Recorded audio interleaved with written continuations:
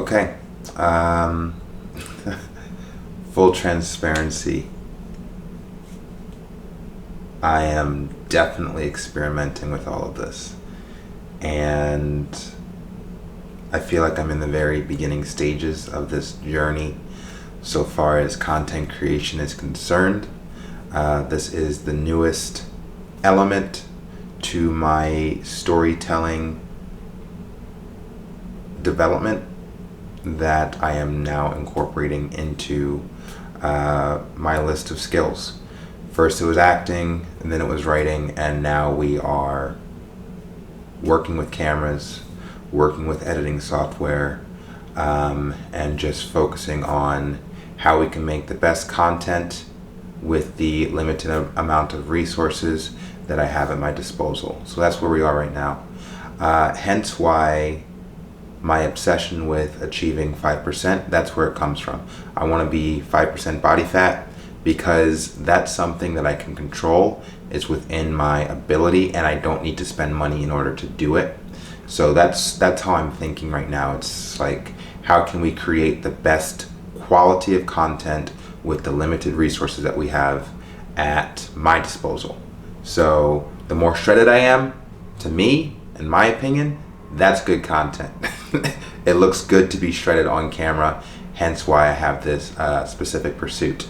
It has ballooned, and it just has to do with my type of personality, where I want to be the best at the thing that I believe I'm capable of being the best at. So for example, I want to have the greatest aesthetic physique of all time. I believe I'm capable of achieving it with the proper dieting and exercise, where it just becomes, you start focusing on the specific areas that you need to sculpt further and create that very specific aesthetic appearance that will rival and compare to every great aesthetic physique that's ever existed. That's one specific goal. Beyond that, I have additional goals of overachieving in specific categories or topics, such as I want to be a master storyteller. I want to tell the greatest story of all time, and that story encompasses myself as a person, but also the generation that I am a part of, and create a level of collaboration between myself and other content creators, other individuals who have aspiring goals to better themselves in whatever avenue that they have chosen for themselves. I want to create a overarching story that incorporates the lives of thousands, tens of thousands, hundreds of thousands of people. Sure, they might not all make it on camera. They might not all have their own episode dedicated to them in the future, but I want to be able to encompass the story of hundreds of thousands of people, all under one umbrella, which is related to the apex frequency. And what is the apex frequency? It is the frequency of achievement, excellence, peak, and evolution that I am pushing out into the world for individuals to latch onto and jump on with me. So in the future, when a person sees my content and they see what I'm talking about and they see where my passion and what my specific aspirations are, they can take a look and go, oh, I have similar aspirations. I have similar desires to achieve my best self, or the best version of the self that can exist in this reality. I want to hop on this apex frequency, and it's not necessarily an adoption of so far as my ideals are concerned, but it's an adoption of a goal. It's an adoption of a conversation that other people are willing to have and desiring to have when it comes to the achievement and the pursuit of their own specific excellence. So I started this video, I'm kind of jumping to the beginning now, but the purpose of this video was really to identify that we are in the final countdown of hitting my 5% body fat. And I would say, based off of how I look currently, and I weighed myself, let's see, how much do I weigh right now? 186 88.8 is what I weighed yesterday. And I would say I'm probably 7 to 8 pounds away of fat from achieving my 5% body fat goal. This month of November, I spent on a no sugar and low sodium diet. So this is the result of that. I continued to maintain a caloric deficit throughout the month, where I only had I had 2 cheat days. One which was related to a Friendsgiving that I was invited to. I ate no food during the Friendsgiving, even though there was a bunch of food to eat. But I stopped myself from doing that.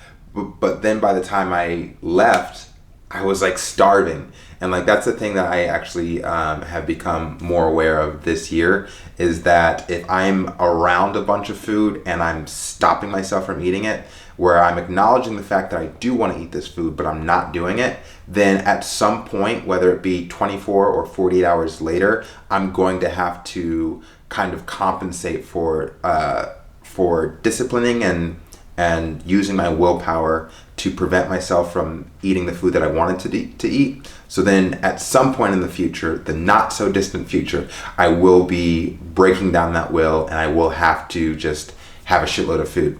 So that specific Friendsgiving experience, I left the party, made it home, and then I'm ordering a large pizza pie to myself, and I finished the whole thing and was still hungry. So there you have it. And then I had another cheat day the day prior to Thanksgiving, where I had the house to myself, and I decided that I was going to join in on the holiday festivities that the rest of the country was doing. And I had my specific Thanksgiving meal on Wednesday, the day before, where I got another large pie of pizza. I happen to really love pizza. And the one thing that I've learned this month when it comes to not eating the no sugar and the low sodium diet, you can say like once you get off sugar, it becomes a lot easier. Like, yo, fuck sugar. I don't need sugar anymore. I personally have adapted to the lack of sugar, and I no longer want it because I realize that that's really where the self-control becomes an issue so far as portion control is concerned. Like, for instance, if I don't want just a bite of something sweet. I want to eat the whole thing. So if someone puts a cheesecake in my face and tells me to have a bite of the cheesecake, but the rest of the cheesecake is available for me to eat, I want to eat it. Like that's it. So fuck sugar. However, salty things are something that I feel like I will be able to incorporate into my diet more consistently and not have an issue with portion control. That's my expectation, and I will continue to keep you updated. What else? I kind of lost my train of thought. So this month was no sugar, low sodium. And like I said, I had 2 cheat days and then probably 2 other days where I didn't maintain a caloric deficit. Instead, I went slightly over. So my deficit is about 1,700 calories a day. And I've been doing that consistently every single day. In fact, this was my most consistent month when it comes to a caloric deficit out of the entire year. In prior years or in prior months of the year 2022, I was really trying to look for a loophole around having to eat the same food or maintain a caloric deficit each day. For some reason, I just wanted to outsmart the science of fat loss. But this is true. I wanted to outsmart it and figure out a way where I could still be in a caloric surplus and enjoy the food that I was eating without having to focus on tracking my calories and still lose weight. It was impossible. The keto diet, I was still in a caloric deficit, and I didn't like how my body looked with the absence of carbohydrates. And then with the prolonged fasting, binge eating diet, that was just a fucking mess. I've posted photos of the comparison. I look much worse when I'm fasting and binge eating. I was still able to lose weight, but the muscles were depleted, and I believe that I was losing more muscle than I would have wanted to. So this month of November has been correct. I've been incorporating carbs, I've been incorporating all of my macros and making sure that I still maintain a caloric deficit on day in and day out. And what you see is the look of essentially 30 days of continuous effort. And I'm looking forward to finishing this shit out because, like I said, we are in the final countdown. 186.8 pounds as of yesterday or 2 days ago. And if I had to estimate, every time I've weighed in during a DEXA scan where I get my fat loss percentage or my body fat percentage, I usually coincidentally, I get measured at around 186. And usually it's like I'm 7 pounds of fat away from reaching 5%. And that's probably where we are now. I plan on getting a DEXA scan where I get my updated results later in December. But if I had to guess, I would say I'm 6 weeks away from hitting 5%. And if I can do it by the end of the year, that would make me really happy. I think I would have to increase my cardio time throughout the week. And I don't want to reduce my calories below what I'm currently consuming each day because, again, I am now more interested in maintaining muscle mass as opposed to doing anything that might jeopardize the muscle retention. Right now, I'm just interested in fat loss, and you do have to continue eating food each day if you want to maintain your muscle and still lose fat. The way that it's set up right now is I'm eating 500 calories less than I'm burning each day, and as a result, the math comes out to 1 pound of fat loss a week if you stick with that diet of 500 calories less than you're burning. This is information that's widely known across fitness channels. If you do any level of research, you will get the same information I'm providing right now. I'm just telling you what I'm doing. And if you've never heard it before, that means you're very new to this whole experience of weight loss and what you have to do in order to achieve it. And you should start educating yourself. Don't just use my channel. Don't just use my videos for learning what the process is like. I will try to disclose as much information as I can over the course of the next several years. But, I have other interests beyond a caloric deficit. I have other interests beyond teaching people how to work out, which I will do. I'm just saying that I want to be the greatest storyteller of all time. And the story isn't just specified to how you can get shredded and lose a bunch of weight. That's part of it. That's an element of the story, but that's not the whole story. And I'm going to be doing a lot of other things. I'll be making a lot of different content outside of this realm of just fitness. So that's something to keep in mind.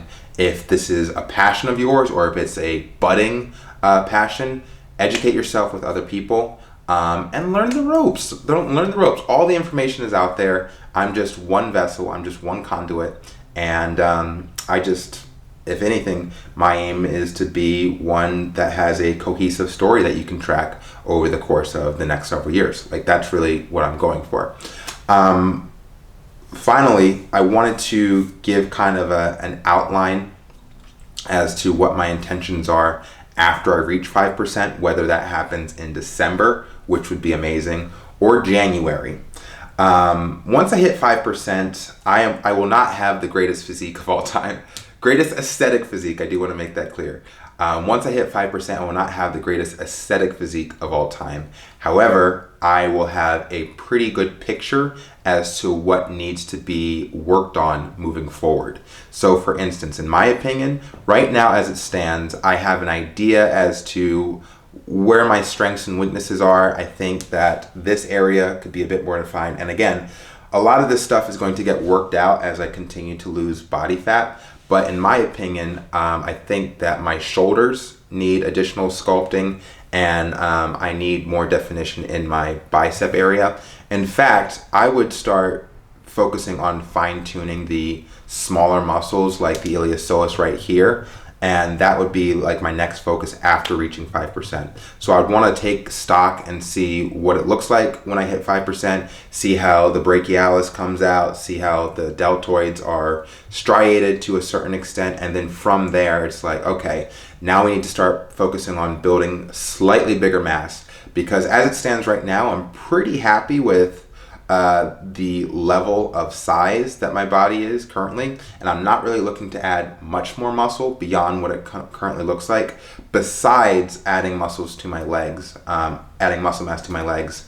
But again, it goes back to, once I hit 5%, then I can take stock as to what specific body parts need additional definition, need fine-tuning, need more sculpting.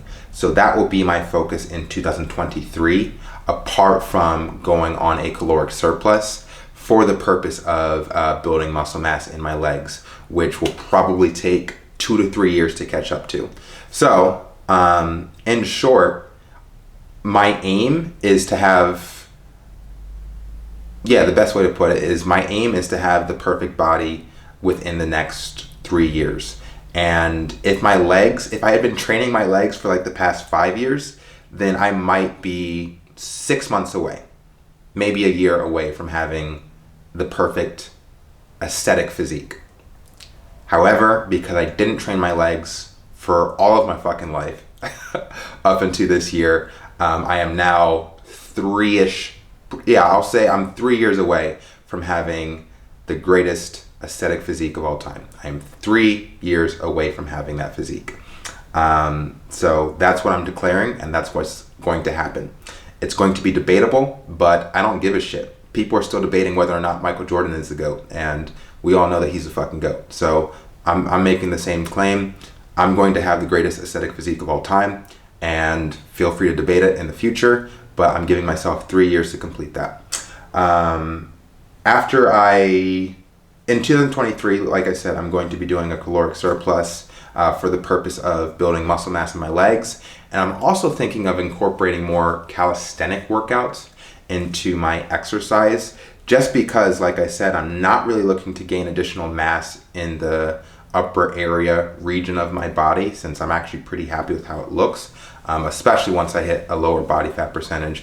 But instead, I am looking more into defining it and creating more nuances in the actual muscles, which I believe might be achievable through calisthenics. We'll see. There's a lot more experimentation ahead, but I think we are heading in the right direction, and I'm quite excited about where things are going. What else is going on? I think that's it. This was just a general video to discuss where we currently are and updates. I'm using a new microphone, so I'm looking forward to seeing how that sounds in comparison to the video that was posted last couple days ago. Also, I'm not using the lights, so I'm just playing around here, and everything's a work in progress, but I am learning as I go, and I am just freaking stoked to keep going and telling this story, because I feel awake. I feel like I'm living my truth, and I feel like I am not going to stop until I'm done. So that's where we are. What else? There was other shit that I wanted to bring up. Let me see. Give me a second.